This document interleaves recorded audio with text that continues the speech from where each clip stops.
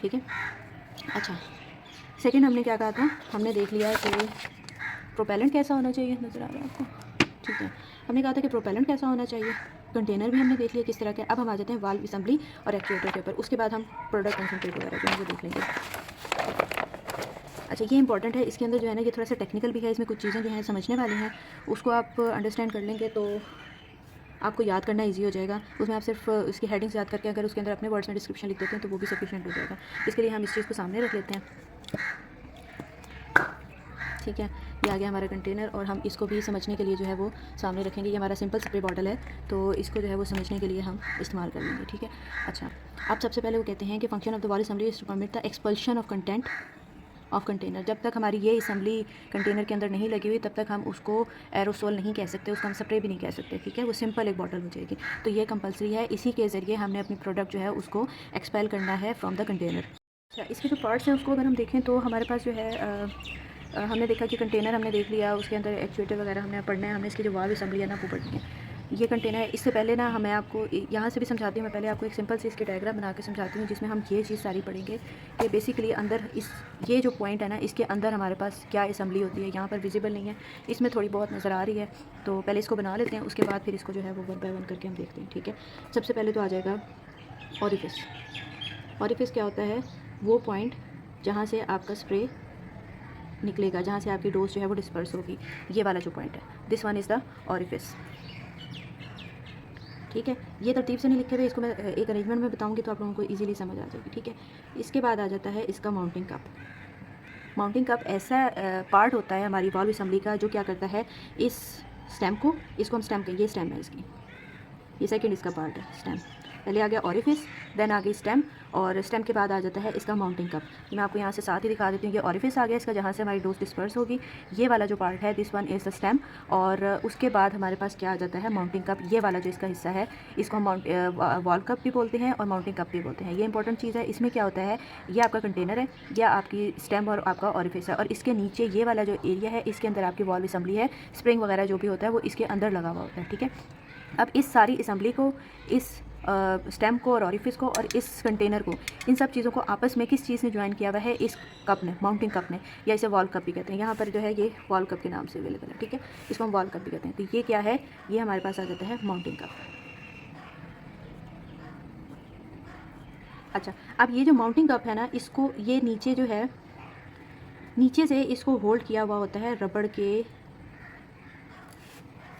की इसने गैस्केट ने, ठीक है। ये हमारे पास आ जाती है गैस्केट।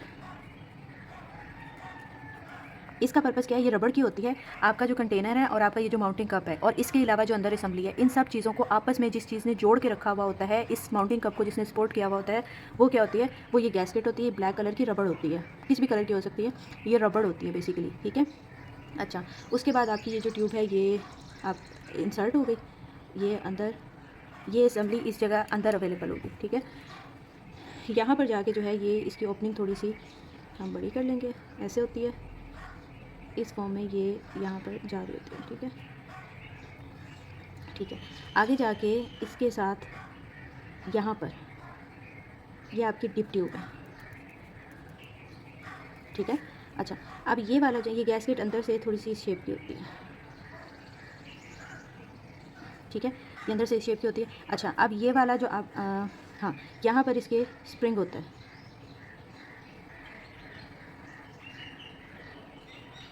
ये स्प्रिंग क्या करता है, इसको जब हम प्रेस करते हैं ये इकट्ठा हो जाता है, इकट्ठा होता है तो यहाँ पर इस जगह पर स्पेस बनती है, ठीक है।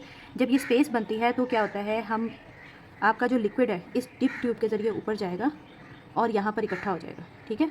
यहाँ पर इस जगह पर जब हम इसे प्रेस करके रिलीज़ करेंगे ना, तो यहाँ से जो नीचे आपका डोजेज फॉर्म थी, लिक्विड था, सॉलिड था, या जो भी था, जो यहाँ से नीचे था वो नीचे ही रह जाएगा, और यहाँ जो इकट्ठा हुआ था ना इस जगह पर, वो एक्चुएट हो जाएगा। एक स्पेसिफिक अमाउंट होती है, हर ये डिज़ाइन इस तरीके से होते हैं कि एक स्पेसिफिक अमाउंट जो है वो हर पुश में निकलती है। अब ये देखें यहाँ पर इस पर लिखा हुआ है या नहीं,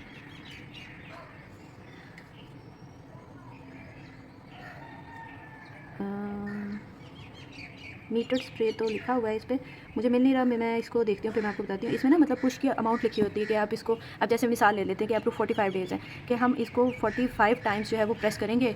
मैं ये वैसे इस चीज़ को इंडिकेट नहीं करता, इसकी डिफरेंट वो होती है, मतलब ये कि इसमें से एक स्पेसिफिक अमाउंट लिखी होती है कि इतने टाइम हम इसको स्प्रे कर सकते हैं। आप परफ्यूम को भी स्प्रे करते हैं, एक दफ़ा किया, 2 दफ़ा किया, वो ml पर पुश जो है वो कितने ml निकल रहा होता है उस पर डिपेंड कर रहा है। फॉर एग्जांपल पर पुश 1 ml निकल रहा है और आपका जो कंटेनर है वो 300 ml का है, ठीक है। तो उसमें क्या होगा, 300 टाइम आप उसको जो है वो स्प्रे कर सकते हैं उससे, ठीक है।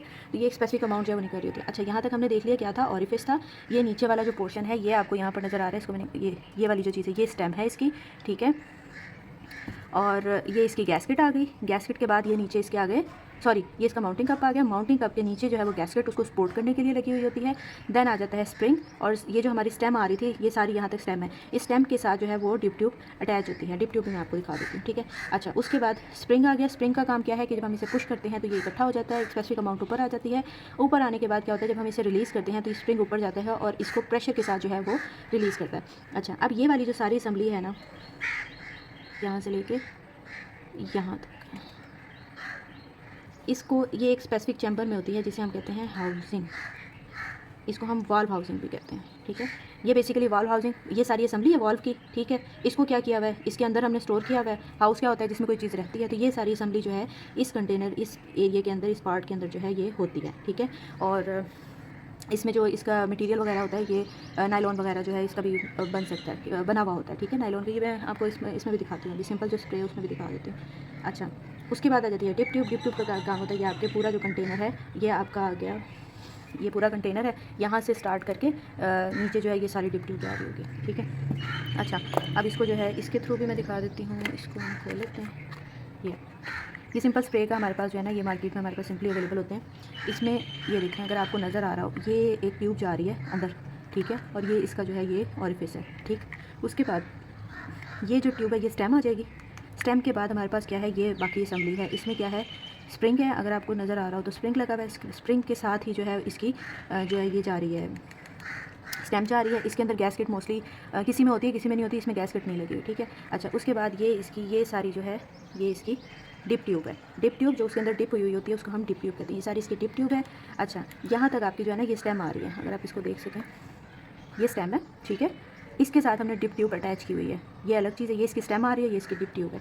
और ये वाला जो ऊपर वाला कवर अगर हटाए ना, तो आपका जो स्प्रिंग है और आपकी जो सारी असम्बली है वो एक स्पेसिफिक प्लास्टिक के कंटेनर के अंदर है। तो इसे हम क्या कहेंगे, इसे हम हाउसिंग कहेंगे, ठीक है। अच्छा, ये हमारे पास जो सिंपल स्प्रेज होते हैं ना, उसमें इतना कंपल्सरी नहीं होता माउंटिंग कप। इसको आप माउंटिंग कप कह सकते हैं, या फिर आप इस पोर्शन को कह सकते हैं। बेसिकली जो हमारे एरोसोल्स हैं उसमें माउंटिंग कप ही होता है। ये मैंने आपको समझाने के लिए बताया, ये एरोसोल का नहीं है, लेकिन अंदर जो स्प्रिंग की असम्बली, वाल्व की असम्बली होती है वो तकरीबन सेम ही होती है। डिफरेंस जो है वो प्रेशराइज्ड गैस का होता है। ये माउंटिंग कप जो है ये है, इसमें उसके अंदर अवेलेबल नहीं है, तो उसमें मैं आपको दिखा नहीं सकती, ठीक है। अब इसको हम 1 बाय 1 जो है वो इस डायग्राम से देख लेते हैं, इसको भी हम सामने कर देते हैं। सबसे पहले आ गया ऑरिफिस इंसर्ट, जहाँ से आपकी मेडिसिन डिस्पर्स होनी है। एक्चुएटर, जिसको हम प्रेस करेंगे, दिस वन, ये वाइट वाला जो पोर्शन है इसको एक्चुएटर कहते हैं, ठीक है। इसके बाद स्टेम आ जाती है। स्टेम ये वाला पोर्शन था जो मैंने आपको बताया था, ठीक है। इसके बाद आ जाता है, यहाँ पर मैंने ये बताया था, ठीक है। इसके बाद आ जाता है माउंटिंग कप। ये माउंटिंग कप है, इसको नीचे से किसने, गैसकेट ने जो है वो जोड़ के रखा हुआ होता है। किसके साथ, इस आपकी जो असम्बली है इसको, कंटेनर को, और आपका जो ऊपर स्टेम वगैरह है, इस सारे एरिया को इसने माउंटिंग कप ने अटैच किया होता है। और माउंटिंग कप को फिक्स किसने किया होता है, गैस। अच्छा, इसका एक और पर्पस जो इंपॉर्टेंट है वो ये है कि ये लगाना ज़रूरी है, क्योंकि ये वाला जो पोर्शन है ना, यहाँ से या फिर यहाँ से गैस लीक होने के चांसेस होते हैं। तो उस गैस को लीक होने से बचाता है ये, ठीक है, गैसकेट। इस वजह से भी इसे गैसकेट कहते हैं। उसके बाद आ जाते हैं स्प्रिंग, जो मैंने आपको यहाँ पर दिखाया था। और फिर आ जाती है हमारे पास हाउसिंग। हाउसिंग ये थी जिसने इसको कंटेन किया हुआ था, ये वाला सारा पोर्शन, ये हाउसिंग है। और उसके बाद जो है वो आ जाती है आपकी डिप ट्यूब, जो लंबा पोर्शन मैंने आपको दूसरे स्प्रे से दिखाया था, ठीक है। ये सारे इसके पार्ट्स आ जाते हैं। इसमें बाकी जो याद करने वाले वो उनके मटेरियल है। आपकी हाउसिंग जो है, सॉरी माउंटिंग कप जो है ये वाला, ये एलुमिनियम का बना हुआ होता है। उसके बाद हाउसिंग आ जाती है, ये नायलॉन की बनी हुई होती है। स्टेम जो है ये नायलॉन, ब्रास या स्टील की बनी हुई हो सकती है, ये वाली स्टेम, ठीक है। और गैसकेट जो है ये मोस्टली रबड़ की बनी हुई होती है, ठीक है। ये थोड़ी सी डिफरेंट है कि ये रबड़ की बनी होती है। इसका पर्पज़ क्या होता है, लीकेज को रोकना, उसको फिक्स भी करती है और उसको लीकेज को भी रोकती है। स्प्रिंग क्या होता है, ये हमने गैसकेट से नीचे असम्बली में हमने रखा होता है। जब हम एक्चुएटर को प्रेस करते हैं तो क्या होता है, डिप्रेस होता है और रिलीज़ करता है, अपनी ओरिजिनल पोजीशन में जाके मेडिसिन को रिलीज़ करवाता है, ठीक है। उसके बाद डिप ट्यूब। डिप ट्यूब का क्या पर्पज़ है कि ये कंटेनर के एंड तक अवेलेबल होती है और इसी से जो हमारा प्रोडक्ट जो है वो डिस्पर्स हो रही होती है। अच्छा, अब आ जाता है एक्चुएटर, दिस वन। एक्चुएटर में जो है ना वो हमने 2-3 चीज़ें याद रखनी है। वो क्या क्या आ जाती हैं कि ये बेसिकली जो है ये ऑब्वियसली इसका काम क्या है, इसमें मेडिसिन को डिस्पर्स करना है, अवेलेबल करवाना है फॉर द एडमिनिस्ट्रेशन या फॉर द एप्लीकेशन, ठीक है। अच्छा, अब उसमें हमारे पास डिफरेंट टाइप्स आ जाती हैं। डिफरेंट टाइप्स जो है वो हमें कैसे याद रखनी है कि अगर तो हमें चाहिए ना स्मॉल पार्टिकल्स, ठीक है, हमें बहुत बारीक और स्मॉल पार्टिकल्स चाहिए, तो हमने क्या करना है, स्प्रे एक्चुएटर यूज़ करना है, बहुत बारीक।